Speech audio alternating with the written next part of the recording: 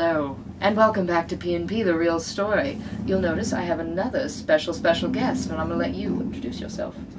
My name is Shannon. Hello. Shannon and I know each other from grad school, where we both incurred massive amounts of debt. So much debt.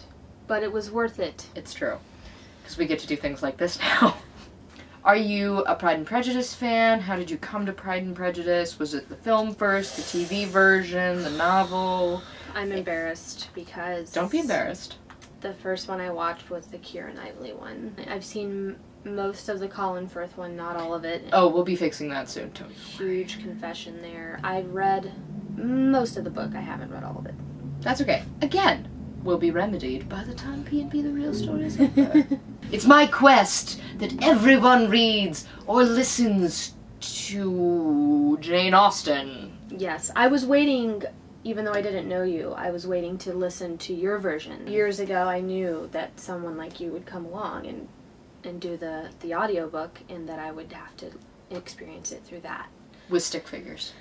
Exactly. Today's episode is a little bit on the long side, so it's going to be split up into two parts. In the first part, we get to hear Charlotte's take on the developing relationship between Jane and Bingley. You know, really get Charlotte's tips on how to snag a man. Yeah. Do you have any tips, since you're a married lady? Wear lots of makeup. Just kidding. That was a joke. Take it on. Just be yourself. Don't lie about who you are. Because let's be real, people do that, and it's like, never turns out well. Because they don't really know you. Because you're acting like an awesome version of yourself when you all have flaws. I have flaws. You have flaws.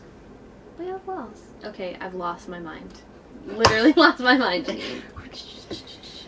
My name is Janine Hegarty, and this is... Shannon Vinson. And this is... P&P, The Real Story. Episode 6, Party at the Lucases, a.k.a. Too Many Feels, Part 1.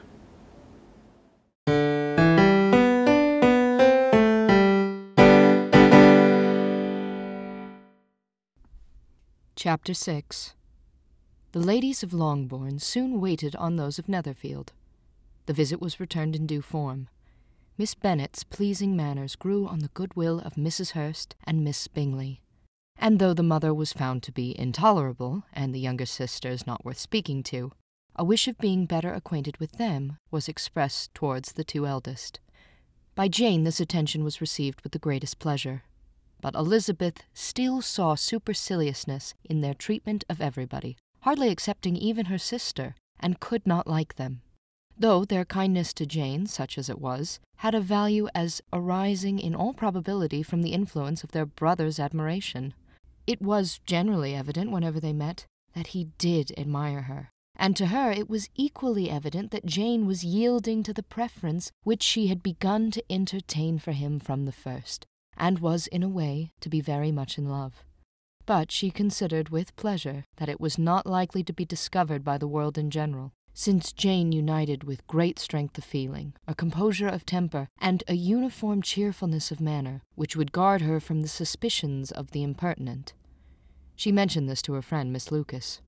"It may perhaps be pleasant," replied Charlotte, "to be able to impose on the public in such a case, but it is sometimes a disadvantage to be so very guarded. If a woman conceals her affection with the same skill from the object of it, she may lose the opportunity of fixing him, and it will then be but poor consolation to believe the world equally in the dark. There is so much gratitude or vanity in almost every attachment that it is not safe to leave any to itself. We can all begin freely. A slight preference is natural enough. But there are very few of us who have heart enough to be really in love without encouragement. In 9 cases out of 10, a woman had better show more affection than she feels.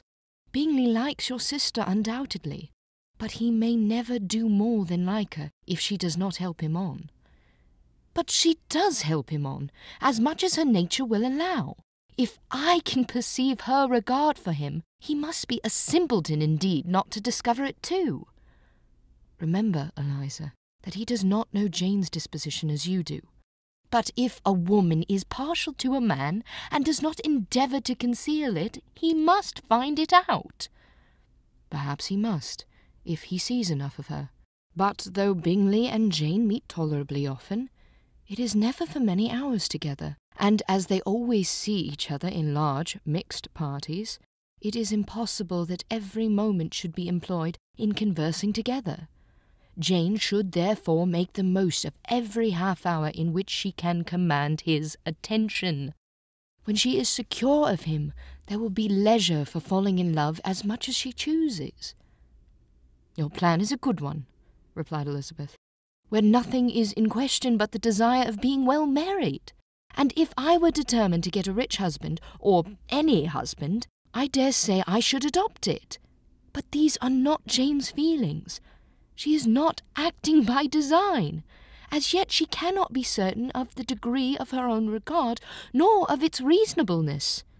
She has known him only a fortnight. She danced 4 dances with him at Meryton. She saw him one morning at his own house, and has since dined in company with him 4 times. This is not quite enough to make her understand his character." "Not as you represent it. Had she merely dined with him, she might only have discovered whether he had a good appetite. But you must remember that 4 evenings have also been spent together, and 4 evenings may do a great deal." "Yes, these 4 evenings have enabled them to ascertain that they both like vingt better than commerce. But with respect to any other leading characteristic, I do not imagine that much has been unfolded." "Well," said Charlotte, "I wish Jane success with all my heart, and if she were married to him tomorrow, I should think she had as good a chance of happiness as if she were to be studying his character for a 12-month. Happiness in marriage is entirely a matter of chance. If the dispositions of the parties are ever so well known to each other, or ever so similar beforehand, it does not advance their felicity in the least. They always continue to grow sufficiently unlike afterwards to have their share of vexation, and it is better to know as little as possible of the defects of the person with whom you are to pass your life." "You make me laugh, Charlotte, but it is not sound. You know it is not sound, and that you would never act in this way yourself." Occupied in observing Mr. Bingley's attention to her sister, Elizabeth was far from suspecting that she was herself becoming an object of some interest in the eyes of his friend. Hi, thanks so much for watching. If you liked what you saw, like and share. Be sure to stay tuned for the second part of this episode, because there's more of Chapter 6 madness coming your way with the really, really splendid Shannon Vinson. So stay tuned.